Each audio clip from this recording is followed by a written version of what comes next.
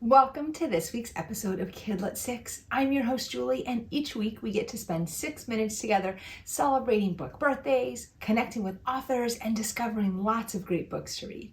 As a reminder, all the books mentioned are listed down below, so if you hear about a book that sounds interesting, you can check down there for more information. This week, we're going to kick things off by celebrating a couple of this week's book birthdays.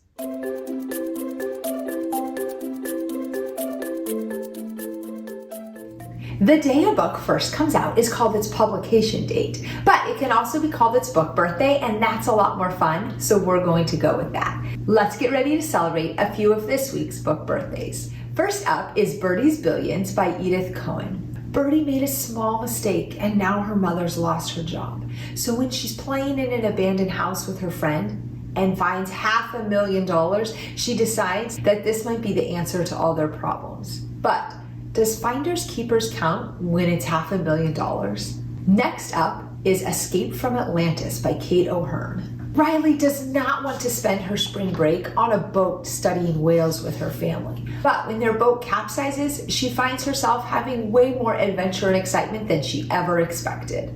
The best way to celebrate a book's birthday is by reading the book. So head to your local library or bookstore and pick up your copy of these books today. Since this is the last episode of 2021, I thought it would be the perfect time to share with you my 10 favorite books from this past year. I've read almost 200 books, so I had a lot to choose from, and just because I chose these 10 doesn't mean I didn't like all the other ones I read. And these might not be your favorite books. These are my favorite books based on my interests and the things I like reading. As I was working on my list of 10 books, I realized there wasn't a way I could rank them from 10 down to 1. So what I did instead is I put all the names into a hat and drew them out. And so here are my 10 favorite books in no particular order. First up is Alone by Megan E. Freeman, and this is a novel in verse that is a survival story. Maddie is forced to survive in a town by herself for much longer than she expects. Next up is The Last Bear by Hannah Gold, and this is a story that takes place up in the Arctic Circle. April and her father move up there where her dad is a scientist, but they're the only two people up there, so it's a little bit challenging for April to make friends. And then she meets a polar bear. Next up is A Place to Hang the Moon by Kate Albus, and this is the story of 3 children who are orphaned during World War II when their grandmother, who's their only caretaker, passes away. So a plan is set in motion for them to try to find a family, and it's not as easy as they're hoping it will be.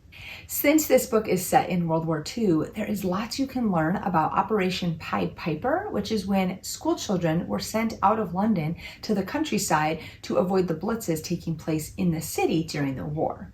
Next up is Starfish by Lisa Phipps, and this is another novel in verse, kind of like Alone that I mentioned earlier. This is a story about Ellie and the fat girl rules she's created in order to try to fit in and survive at school. This is a story about courage and friendship, and this is actually a book that I don't even just recommend to students, but also to parents and teachers. So you'll definitely want to add Starfish to your list. Next up is The Elephant in the Room by Holly Goldberg Sloan, and this is the story of Seela.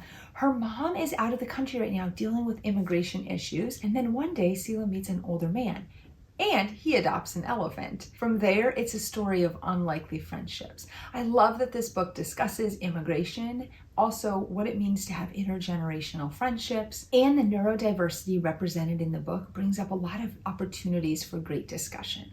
Next up is The Valley of Lost Secrets by Lesley Parr, and this is another excellent World War II historical fiction. Similar to A Place to Hang the Moon earlier, there are children sent out to the countryside to avoid the bombings. But life takes a little turn when they're out there when they discover a skull.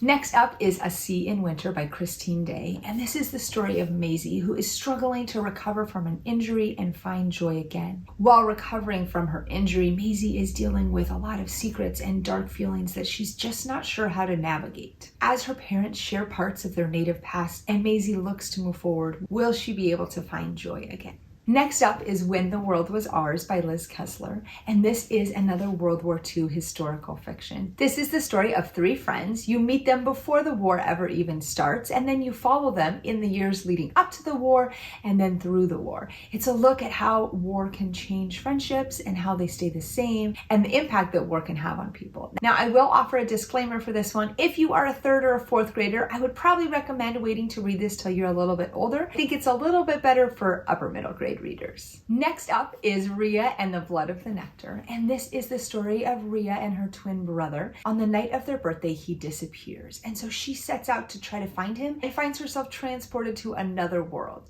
Will she be able to find her brother, and what will she discover in this other world? Last, but definitely not least, is Across the Pond by Joy McCullough. And this is the story of Callie, who moves from San Diego to a castle in Scotland, which sounds absolutely dreamy, right? Except that making friends in a new country can be really difficult. Callie joins an unusual extracurricular activity and discovers a lot about herself and the past through her experiences. So that is a look at my 10 favorite books from 2021. I'd love to hear from you if you've read those or once you've read them. So you can comment below or you can send me an email at the address listed below.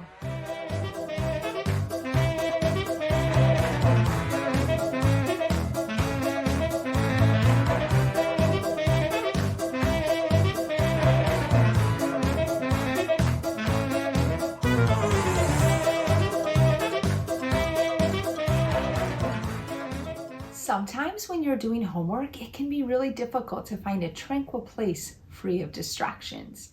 Do you think you can use tranquil in a sentence? Try creating your own sentence with the word tranquil and then share it with us on social media at Kidlit6. Thank you for watching this week's episode of Kidlit6. It's our last episode of 2021, but we'll be back in January with a new episode, and we are so excited for another year filled with reading. We hope you have a great week and happy reading.